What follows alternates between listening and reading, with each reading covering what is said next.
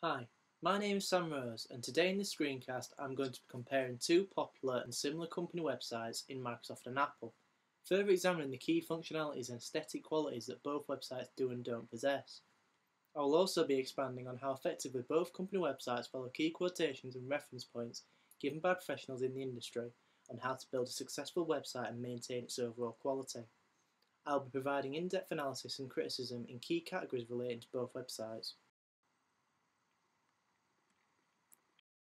The purpose of both the Apple and Microsoft websites is to educate and inform its audience on the products and services both companies provide for their own profitable gain.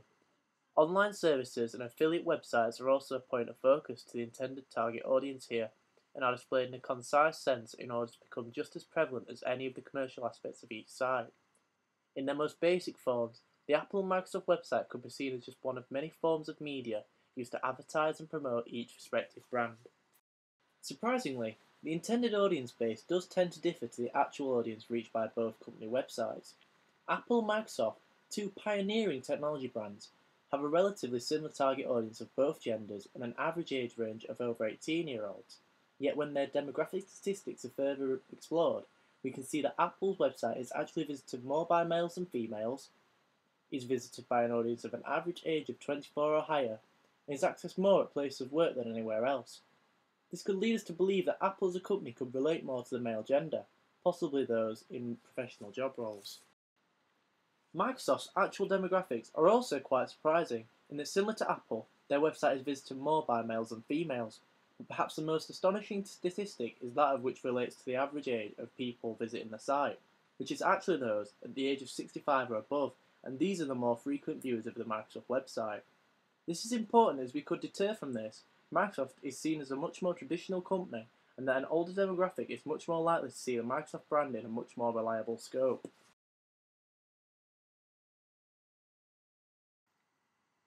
To take a quote from Understanding Digital Marketing, Marketing Strategies for Engaging the Digital Generations, it reads,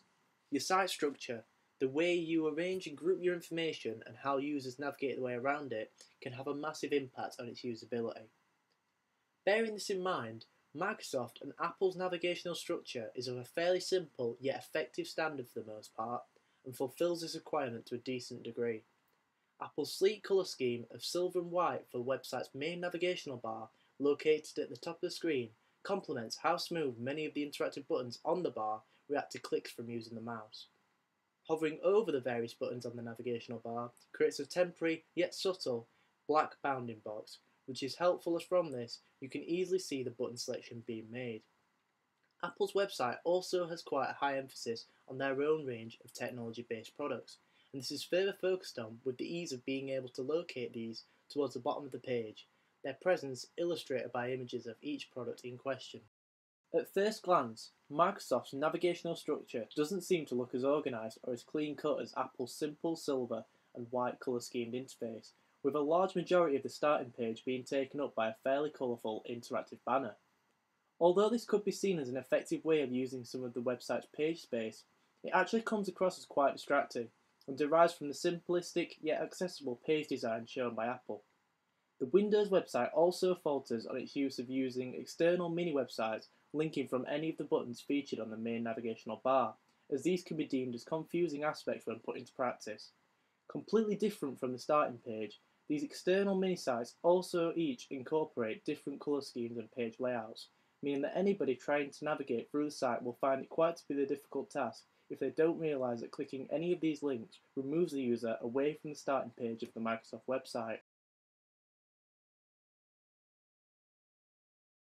Instantly, when loading up the Apple website, the first thing that can become the most noticeable feature of the page is its overall theme and layout. It becomes apparent that many of the buttons, navigational bars, and multimedia aspects placed on the web page are heavily inspired by the operating system Apple created, which is Macintosh, or Mac for short. The layout's size and shape helps to contribute to the heavy emphasis on technology and advancement in general, along with the silver and white colour scheme, which again is further inspired from Apple's ideals and company image of being the forefront of user-friendly technology and desirability. An interesting note to add is the lack of social media presence on the start page. One can only assume this is due to Apple hoping to portray a professional and premium company image away from casual social media, such as Facebook and Twitter as two prime examples. The Microsoft website is again heavily reliant on following colour schemes and themes used in their own computer operating system, that being Windows. What can be seen as a clever implementation of brand association here, though, is the way in which the various forms of media and interactive elements that are present on the page are embedded into a window-shaped format. The page layout is also comprised in various squares and rectangular shapes, which adds a bit more personality to the website starting page and the Microsoft brand itself. Yet again, there doesn't seem to be any form of promoting social media outlets though, and this comes across as a bit more surprising for the more traditional and casual of the two websites to not promote such forms of interaction.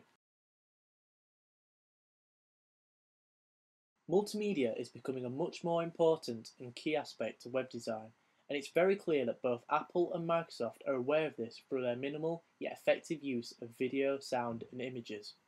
In terms of including video, Apple's approach to this is through the use of embedded videos, located just to the right of the main interactive banner in the middle of the page. Currently, this is advertising the new iPad mini, so the videos that users are available to view at the moment are the keynote introducing the product, the video describing and detailing the product, and the various televised adverts made to promote the product. There are no active sound effects or any use of background music to accompany viewing the website itself, so this could be seen as a negative aspect in terms of not fully engaging the user. Contrasting away from this, Apple uses imagery in an effective and neat manner, confining it to the middle and to the bottom of the page layout, but using it to further promote and advertise products also available as part of the Apple brand. Using a quote from Designing Web Usability by Jacob Nielsen, he explains that the amount of graphics on web pages should be minimized because of the horribly long download times they require. Along with Apple, Microsoft also takes this into great consideration with their use of both small and larger image panels arranged in various places on the page. Two key things that the Microsoft website does lack, however, are the use of sound or video. These can be two crucial elements in further engaging the user and could have been easily incorporated, if not just to add a little bit more ambience or interactivity on the user's part. So to summarise, both Apple and Microsoft have both their quality design elements and also some flawed aspects which could be built upon in order to make their websites that much more engaging and accessible to the average user. They aren't perfect in any sense of the word, but they do achieve their main purpose and relate to the target audience to a comprehensive enough standard. A relevant quote to end this screencast with is again from Designing Web Usability by Jacob Nielsen, in which he cites, "A website will not feel like a unified whole unless all the designers and writers agree to actively work for the greater good of one face to the customer." Thank you for listening, and I hope you enjoyed this screencast.